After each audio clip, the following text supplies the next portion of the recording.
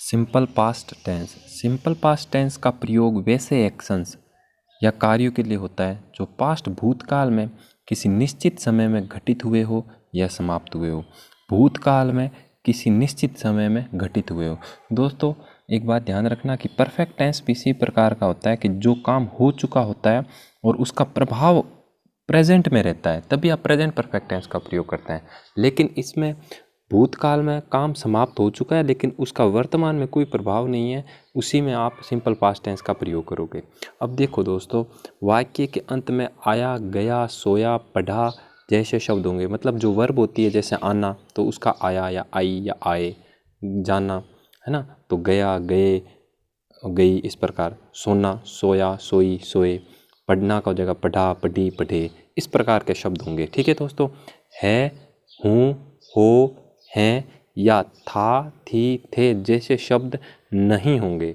ठीक है दोस्तों, इस बात को और क्लियर कर देता हूँ। जैसे मैं आ गया था और मैं आ गया, इस वाले वाक्य में ही हम इंडेफिनेट टेंस यानी सिंपल टेंस का प्रयोग करेंगे पास्ट का, और ये टेंस पास्ट सिंपल का नहीं होगा। पहले से बता देता हूँ, कंफ्यूज मत होना। इस तरह के जो वाक्य होंगे इसी में हमें पास्ट इंडेफिनेट या पास्ट सिंपल का प्रयोग करना है। आप जब खुद भी डिफाइन करो तो इसी प्रकार ही आपको डिफाइन करना है। ठीक है, आगे इसके स्ट्रक्चर देख लेते हैं। देखो, subject plus second form plus object, verb की सेकंड फॉर्म का प्रयोग पास्ट इंडेफिनेट टेंस में होता है। वह चला गया, ही वेंट। वह चला गया था तो इंडेफिनेट नहीं बनेगा। ठीक है दोस्तों। वह कल मुंबई गई, वह कल मुंबई गई। She went to Mumbai yesterday, she went to Mumbai yesterday. दोस्तों इस टेंस को और अच्छे से समझ सकते हैं कि इसके पीछे जो होंगे वर्ड्स लिख रखे होंगे टाइम ऑफ एडवर्ब्स, जिसको टाइम सूचक शब्द भी अपन कह सकते हैं।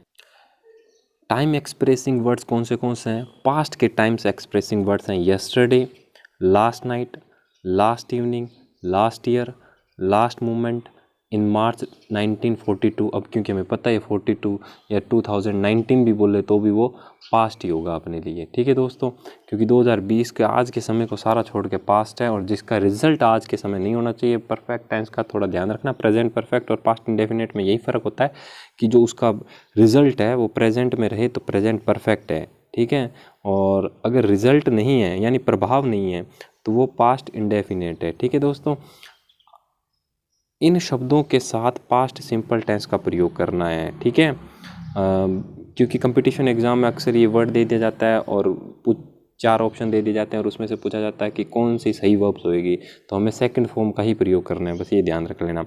नेगेटिव सेंटेंस का स्ट्रक्चर क्या बनेगा?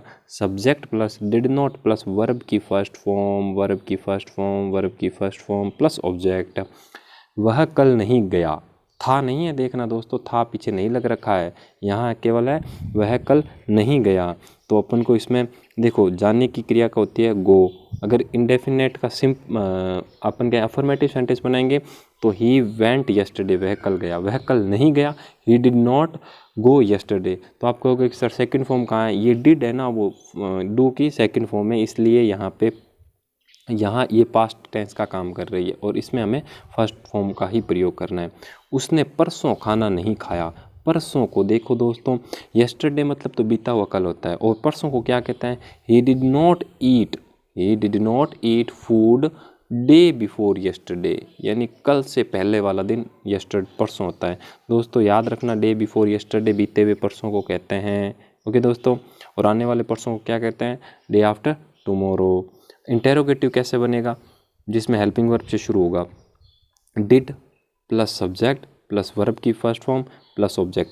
तो सर डिड के साथ हमेशा फर्स्ट फॉर्म ही आती है क्या? हाँ दोस्तों, डिड के साथ हमेशा फर्स्ट फॉर्म ही आती है। तो सेकंड फॉर्म केवल अफर्मेटिव सेंटेंस में ही रहेगी। हाँ, केवल अफर्मेटिव सेंटेंस यानी सिंपल जो सेंटेंस होता है उसी में ही और डिड का सेकंड फॉर्म का प्रयोग करना है, बाकी में सभी में फर्स्ट फॉर्म है और डिड आएगा। क्या तुम आ गए, क्या से सेंटेंस शुरू होता है? हेल्पिंग वर्ब से शुरू होगा, डिड यू कम। ओके दोस्तों, फिर है WH के 5 सेंटेंस बनते हैं, हमें पता है। तुमने क्या पकाया, क्या बीच में आया है? What did you cook, what did you cook, what did you cook.